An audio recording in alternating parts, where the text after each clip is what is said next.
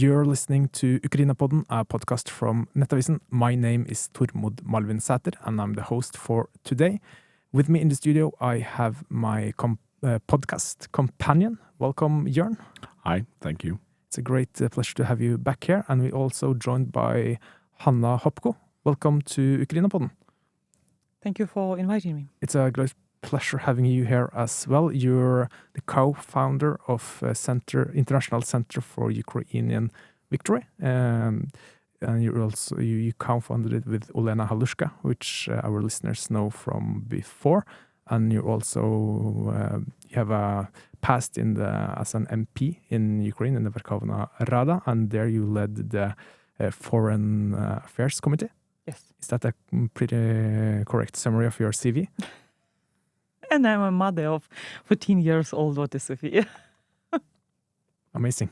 So you're in Oslo today because there's a big Ukraine conference here. The name, it's arranged by the Norwegian Ukrainian Society. It's arranged by the Ukrainian Association in Norway and their Swedish and Finnish counterparts. Yeah, so it's a big Nordic Ukraine conference. Yeah, it is. And you're invited there to talk. So we were very lucky. We got we got to have a short talk with you in between the. I hosted a panel and she was on a different panel, and then I kidnapped her from lunch. So I just stole her away from the conference to get her here. Yeah. So what's on your agenda while you're here in Norway? Like, what's the most pressing issue for you and your organization while you're here? So, of course, I'm here to express my gratitude to Norway and to Nordic countries, because we in Ukraine feel your support, and it's really important that you are with us. But it's important also to raise the sense of urgency that 11 years ago, when Russia invaded Ukraine, Russia acted alone, started from the illegal annexation of Crimea. So now, if you see the situation in the battlefield, you see North Korean troops. Out of 3 brigades, we destroyed 1 and damaged 2, but also Chinese civilians or soldiers are also, and they are learning military tactics, strategies, and preparing this axis of evil states to attack NATO and the EU member states, which is a very clear goal. So I'm here also to explain that Ukrainians are successfully managed to destroy 33% of Russian Black Sea fleet, not having a navy. Also, with the Spiderweb operation, we also managed to destroy Russian strategic bombers, which could carry the nuclear and other dangerous missiles. But we have to faster develop our strategy and to explain our enemies that first Russia will be defeated. And what's recently Wall Street Journal wrote in his article, Ukraine will win the war. And I think this message should become a clear strategy how to win faster. And I think Nordic countries during this Nordic-Ukraine Advocacy Summit could contribute more that Ukraine, with all our startups in drone producing, could do more, and because it's in common interest. Yeah. One of Jørn's biggest hang-ups is maybe the slow reaction from Western governments, and especially in Norway, because we're Norwegians. We are kind of hung up on the Norwegian response to everything that happens in the world. But how does it? Because Jørn's frustration is that we're reacting too slow, and things are taking too much time. Is that just let me quote Guri Melby from the conference that we were just at. She says that Europe seems to have woken up but not had their coffee yet. So we're sort of understanding the problem quite clearly, but we haven't. When we started doing something, but we haven't really had our coffee and started actually doing enough to reach a strategic goal, which I think is Hanna's point. That's we're doing a little bit here and a little bit there, but we need to sort of sit down, decide what's our strategic goal, what's our end game. The end game is Ukrainian victory. It has to be. Nothing else makes sense. And if that is our goal, we need to do it fast, because if we do it slowly, a lot of Ukrainians will needlessly die, and it will cost Europe much more, and we risk a large European war instead of just getting this done. And if I may to add here, because was the new reality when we cannot count on the US as a strategic partner, because what's happening under Trump presidency, when America is moving from mediator to Russian ally, because there is a crime of inaction. So this is very serious risk for all of us. This is why Ukraine cannot be shielded forever.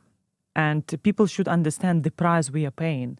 And of course, EU could be proud of adopting 17, 18, 19, 20, 30 packages of sanctions. But it's not about total economic isolations. And even here in Norway, when new EU sanctions on Russian shadow fleet, they put Norway in a dilemma, because you are not the member of the EU, and therefore sanctions vessels. And the EU, they are easily going, like recently happened in this 2 Russian vessels, Orion and Svalbard, stopped in Norwegian port of Kirkenes. So when European Commission suspects that these vessels are involved in illegal intelligence activities against Norway and the EU, so this is the issue. When you have to choose, either you benefit for economically for your local communities, or Russia and China benefit more with the intelligence they gather, and after conduct subversive activities in the area of North Sea, Baltic Sea. So this is why I think it's really important to understand. You cannot think that, we have this luxury to impose another package of sanctions, especially in banking sector, in 2-3 years, when Russia adjusted already. Total economic isolation, the blockade of Russian empty sanctioned vessels, which are going through Danish straits and entering the Baltic Sea, and then going back empty with the readiness to be fulfilled in Ust-Luk, Primorsk, Peterburg, and others. St. Petersburg. So it's important to explain and to have this readiness that no more expectations that you could manage somehow the situation. Because it's a trap, all these so-called negotiations, when people, some voices, now Ukraine will sign a ceasefire deal. Look, for me, as a former head of the Foreign Relations Committee, I remember all these over expectations back in 2014, 2015. Everyone was saying, like, you Ukrainians should forget about asking weapons. Only politico-diplomatic means, only peaceful settlement, ceasefire. But honestly, during Minsk I, Minsk II, we've never seen a long-lasting ceasefire. Instead, Russia was preparing for the full-scale war in 2022, which became a genocidal war with clear goal to obliterate the whole nation. So this is why here we have to understand that you in Europe, with the vision that EU should become as the defense union, should faster coordinate, cooperate with Ukrainian defense industries to be prepared, because it's a kind of deterrence. When your enemy understands that you are prepared, you are not in panic, they will doubt. So we need mutual cooperation, first to defeat Russia military, and actually to see final de-imperialization of Russia. I'm not sure if the viewers can see your T-shirt, but it says "Make Bashkortostan free again," which is a Russian region. Is it? A Russian. It's a republic, one of the republics. One of the republics. Occupied republic. Yeah. Occupied by Russia since 1740. Yeah. And I've mentioned Bashkortostan a couple of times here because there's been some unrest. There's been some unrest there, but also there was some Political prisoners. Yeah, also, and one of the things that they are frustrated about, because before 2010, I think they had their own regional oil company, where when they the sort of income from oil exploration in Bashkortostan went back to the local community, but because the leaders in Moscow are kleptocrats that wants to fill their own coffers as much as possible, they nationalized it and took it into one of the major Russian oil companies. So now all the revenues from that region goes to Moscow instead.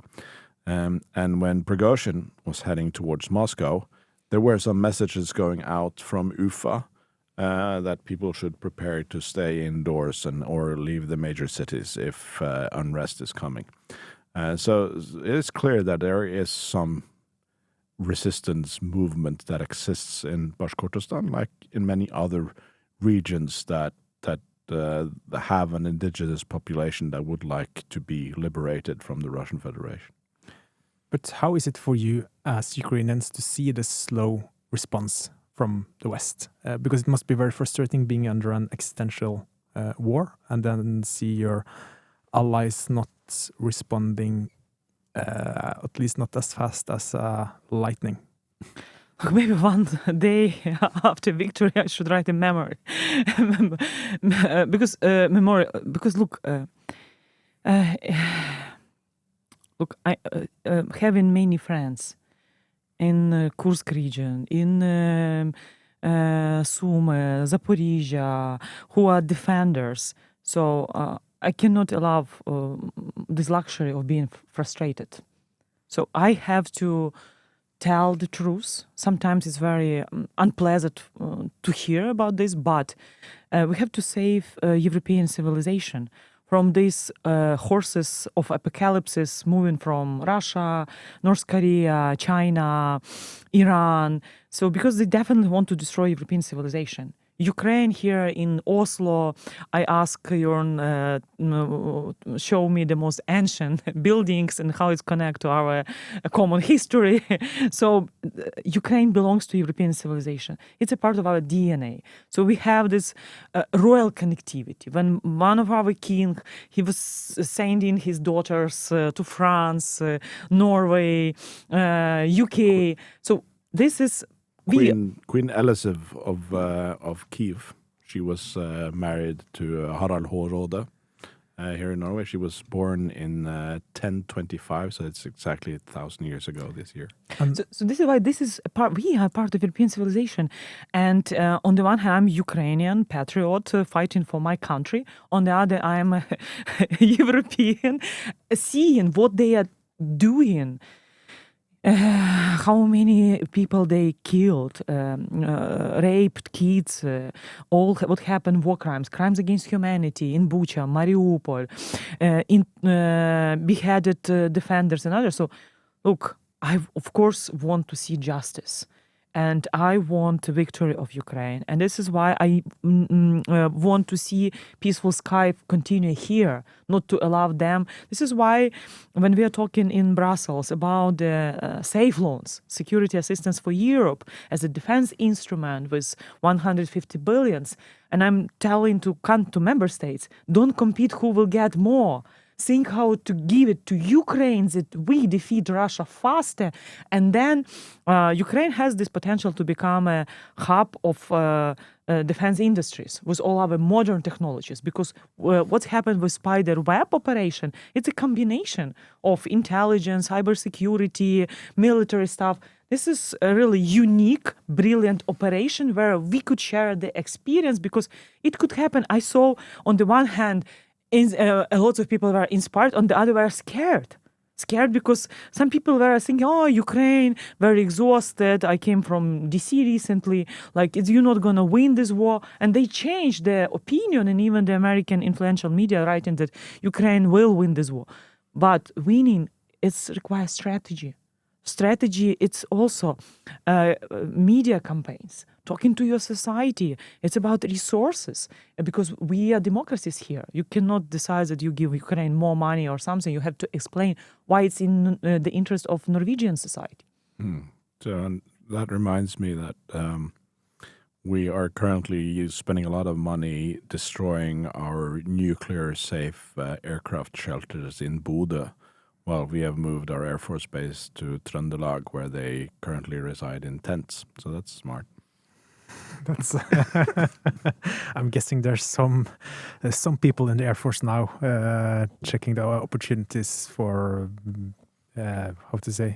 strengthen the tents. Yeah, they just need to get a quota out there that they might have an answer to, so they can start building in 3.5 years, at least. So let's see. But operations like Spiderweb, what does it mean for the morale in Ukraine? Yeah, because we had Jørn and I, we did an extra episode on Sunday, the day it happened, and the response from the listeners were euphoric. But what to do with for a normal Ukrainian and the Ukrainian society to see that you can strike back in such a spectacular way? So, of course, lots of Ukrainians, it boosted our morale. It was all the ideas that 40% believes that Russia has to be disintegrated. The people believe that it could happen with Russian economical problems. There are many cracks in Russian economy. So, and actually, people also expected the revenge, that Russia will respond with the ballistic terror. And people were prepared, because what happened during this night, also the massive cruise ballistic missile, kamikaze drones attack on many cities, but many civilians went to the shelters expecting this. So, but I think it's really important. It's like, remember when Ukraine sank the flagship of Russia, Moscow? So people are saying, wow, we did it with Ukrainian Neptune missiles. And then when we liberated Kherson back in 2022, then when we entered into Kursk region, so Ukraine, which gave up with the third largest nuclear arsenal after Soviet Union collapsed, we couldn't imagine when the war started in 2014 that we will be at the Russian territory, the country with the nukes. So Ukrainians, we understand, and this is also because we were deprived by our Western partners who were like, no, we cannot allow deep strikes. We cannot give Ukraine Taurus missiles. Before, we cannot give F-16s. So this is also, we understand that we are alone. So we have a terrorist state. We could not negotiate with him because his goal is to kill you. So, and the West is thinking like, maybe he kill you, but not all of you, and then you will be in captivity under occupation.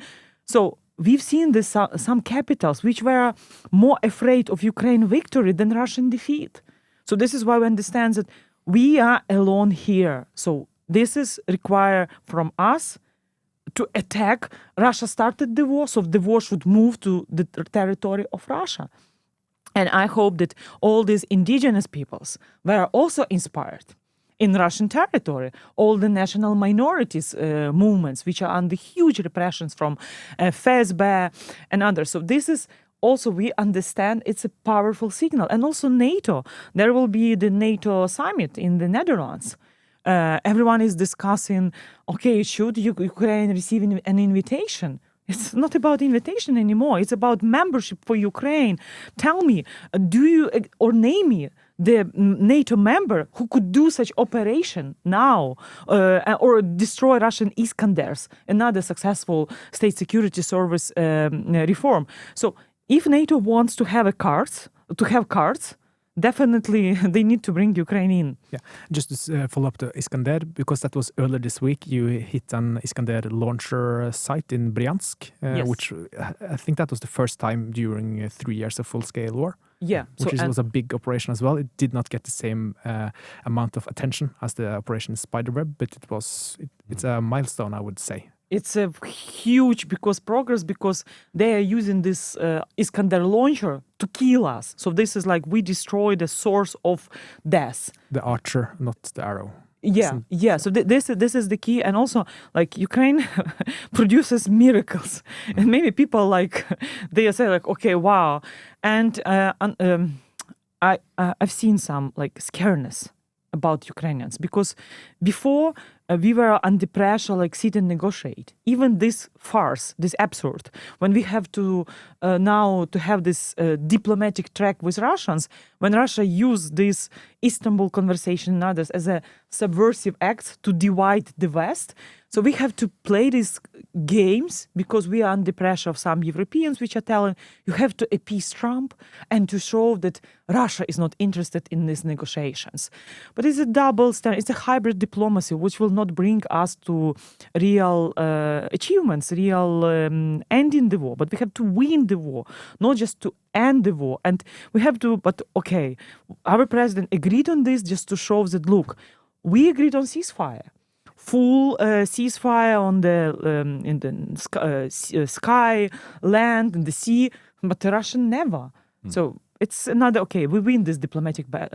We are winning this diplomatic battle, but we've never seen the readiness from Trump's side to impose tougher sanctions. Yeah, and I think that's also one of the reasons. That's something we have not discussed between you and me, but we never really discussed the Istanbul talks. And I think because there's not really much to get out from there, because I don't think anyone expects anything really. Like you've had some prisoner exchange, which is really important and really, really good. But I have a hard time imagining something more is coming out of that. Until Putin and Kremlin see that they're gonna pay the price, which will cost them everything. Their power, risk of Russian disintegration because of economic problems, conflict of elites and regions inside Russia. This is one of the biggest fear of Putin. He's afraid of Caucasus, afraid of this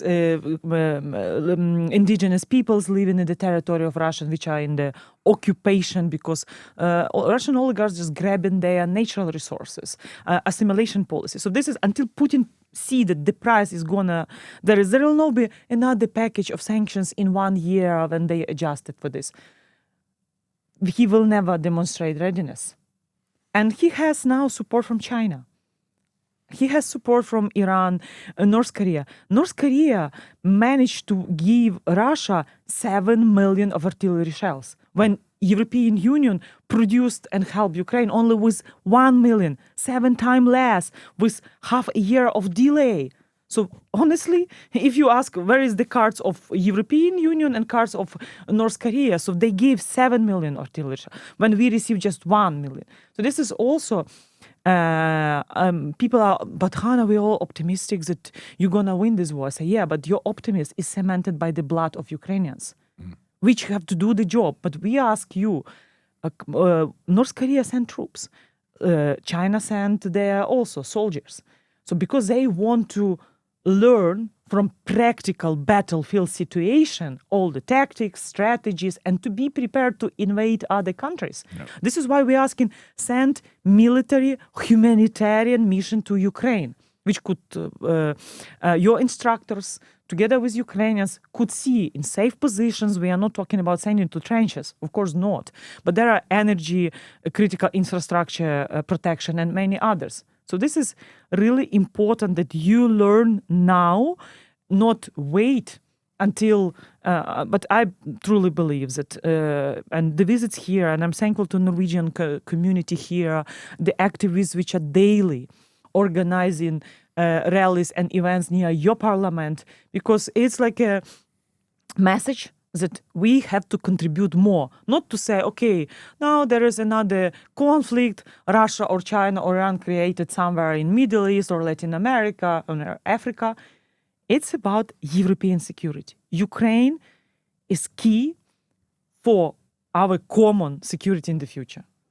And to follow up some of what you said there, Nammo, which is one of the biggest the biggest weapon producer in Norway. We have two, but Nammo, they are still not allowed to test weapons on drones because we have such strict regulations on drone flying in Norway. And I think that's a good picture on the slow response in the Norwegian society as a whole, but it's a good example of how the society is not ready for war, kind of. Also, they still haven't gotten electricity to expand their production because we've given the electricity to an app run by the Chinese intelligence. So called TikTok. Yeah, there's also that. Yeah, but I'm afraid we're running out of time. Do you have any final thoughts or any final message to our listeners? You mentioned TikTok. It should be banned. Yeah. Honestly, because in Ukraine, we are now discussing. When I chaired the Foreign Relations Committee, we banned Russian social networks ВКонтакте, Одноклассники, because they were recruiting volunteers for fights in Donetsk region, and also they were brainwashing youth. Now they are attacking and discrediting Ukrainian army through TikTok. This is how Chinese and Russians cooperate in each other. This is subversive information, psycho-information operation, IPSO information. In European, they're preparing and investing in politicians, which will undermine security and political stability. So this is very dangerous. So we have to invest. And I believe that one day we will have this big project, Ukraine, Europe from royal dynasties into the future, because we don't have now king or queen, but the queen of Ukraine is our defense forces, the king is our technologies. So this is how we could contribute to the European security. And I think the more we invest now, the better we prepared, and actually one day we have to attack our enemies. I mean, attacking in different sides, not allow their propaganda to be spread, and actually not to allow different agents to do subversive or sabotage and others. So we have from this no. We are here only securing our home. No, European civilization should understand the threats are dramatically growing. Speed up. Well, my final thoughts is that the date today is the 6th of June. It's the D-Day. It's the 81st anniversary of D-Day. And I think there has been some talk about Operation Spiderweb, linking it to the Trojan horse or the attack on Pearl Harbor. I understand the Trojan horse thing because they smuggled in these drones and stuff, but I think Pearl Harbor is a bad analogy. That was a surprise, sneak, cowardly attack. I think D-Day is much more appropriate. It's the Ukrainians hitting them at where they are. And it's also a turning point where everyone starts to understand, like you said, the Wall Street Journal understands now that Ukraine will probably win this war. And I think that was a mental turning point for a lot of people. That's my final thought, this link between June 6, 1944 and Operation Spiderweb in all over Russia. Okay, thank you so much for taking time talking to us, Hanna Hopko, and I hope you enjoy your stay here in Oslo.